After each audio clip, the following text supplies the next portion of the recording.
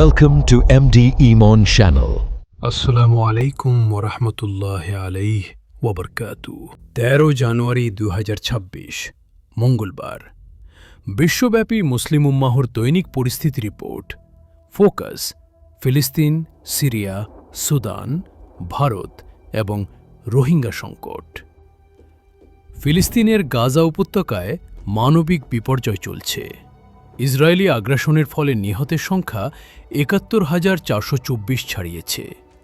আজ প্রবল শীতকালীন ঝড়ে গাজা ও খান ইউনিসে বাস্তুচ্যুতদের তাঁবু এবং ক্ষতিগ্রস্ত ভবন ধসে পড়ে অন্তত ৪ জন নিহত হয়েছেন।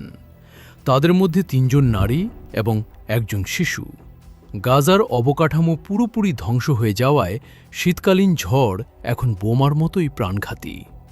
তাঁবুগুলো উড়ে যাচ্ছে এবং ধ্বংসস্তূপের নিচে মানুষ চাপা পড়ছে। জরুরি ভিত্তিতে শীতকালীন ত্রাণ প্রবেশ করতে দেওয়া এবং স্থায়ী যুদ্ধবিরতি কার্যকর করা দরকার। সিরিয়ায় আসাদ সরকারের পতনের পর নতুন অন্তর্বর্তীকালীন সরকার আলেপ্পোর শেখ মাকসুদ ও আশরাফিয়া এলাকায় কুর্দি নিয়ন্ত্রিত মহল্লাগুলোতে অভিযান চালাচ্ছে। এতে নতুন করে উত্তেজনা সৃষ্টি হয়েছে। নতুন সরকার কুর্দিদের স্বায়ত্তশাসন মানতে নারাজ। এটি মুসলিমদের এক মধ্যে বিভাজন সৃষ্টি করছে এবং সাধারণ নাগরিকদের জীবন বিপন্ন করছে। নতুন সরকার ও কুর্দি নেতৃত্বের মধ্যে অবিলম্বে সংলাপ শুরু করা এবং বেসামরিক নাগরিকদের সুরক্ষা নিশ্চিত করা উচিত।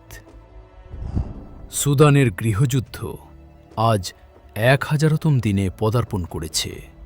এটি বর্তমানে বিশ্বের বৃহত্তম বাস্তুচ্যুতি ও ক্ষুধা সংকট। অ্যালোফাসের সহ বিভিন্ন এলাকায় তীব্র লড়াই চলছে।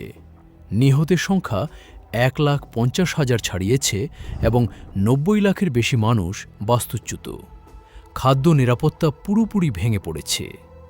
আফ্রিকান ইউনিয়ন ও ওআইসির মধ্যস্থতায় অবিলম্বে যুদ্ধবিরতি এবং মানবিক করিডোর চালু করা দরকার।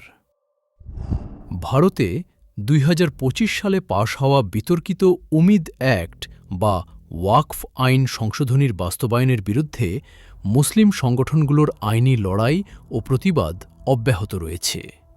এই আইনের ফলে ওয়াকফ সম্পত্তিগুলোর উপর সরকারের নিয়ন্ত্রণ প্রতিষ্ঠিত হয়েছে এবং অনেক সম্পত্তি বেদখল হওয়ার ঝুঁকিতে পড়েছে। এটি মুসলিমদের ধর্মীয় প্রতিষ্ঠান ও সম্পত্তির ওপর থেকে তাদের নিয়ন্ত্রণ কেড়ে নেওয়ার কৌশল হিসেবে দেখা হচ্ছে। মুসলিম সংগঠনগুলোর ঐক্যবদ্ধ আইনি পদক্ষেপ এবং আন্তর্জাতিক মানবাধিকার সংস্থাগুলোর মাধ্যমে চাপ সৃষ্টি করা উচিত। রোহিঙ্গা সংকটে আন্তর্জাতিক বিচার আদালতে মিয়ানমারের বিরুদ্ধে গণহত্যার মামলার শুনানি গতকাল থেকে পুনরায় শুরু হয়েছে। গাম্বিয়া নতুন প্রমাণাদি উপস্থাপন করছে। বাংলাদেশের কক্সবাজারে রোহিঙ্গা ক্যাম্পগুলোতে ফান্ডের অভাবে খাদ্য সংকট তীব্র। প্রত্যাবাসন প্রক্রিয়া স্থবির। জাতিসংঘের তত্ত্বাবধানে দ্রুত বিচার সম্পন্ন করা এবং দাতাগোষ্ঠীর মাধ্যমে জরুরি ফান্ড নিশ্চিত করা দরকার। আজকের সারাংশ: ফিলিস্তিনে শীতকালীন ঝড়ে তাঁবু ধ্বংস ও মৃত্যু। সিরিয়ায় নতুন সরকার ও কুর্দি সংঘাত। সুদানে যুদ্ধের ১০০০তম দিন। ভারতে ওয়াকফ সম্পত্তি বেহাত হওয়ার ঝুঁকি। আমাদের করণীয়: গাজার জন্য সোশ্যাল মিডিয়ায় ক্যাম্পেইন ও ত্রাণ সহায়তা। সিরিয়ার ঐক্যের জন্য দোয়া ও শান্তির আহ্বান। সুদানের জন্য মানবিক সাহায্যের আবেদন। ভারতে মুসলিম সংগঠনগুলোকে আইনি সহায়তা। আজকের মতো এখানেই বিদায় নিব। আল্লাহ হাফেজ। এবং আপনার যদি ইচ্ছা করে তাহলে শেয়ার করুন, যেন অন্যান্য ভাইরেরা বা বোনেরা দেখতে পারে এবং এই গুরুত্বপূর্ণ খবরগুলো জানতে পারে।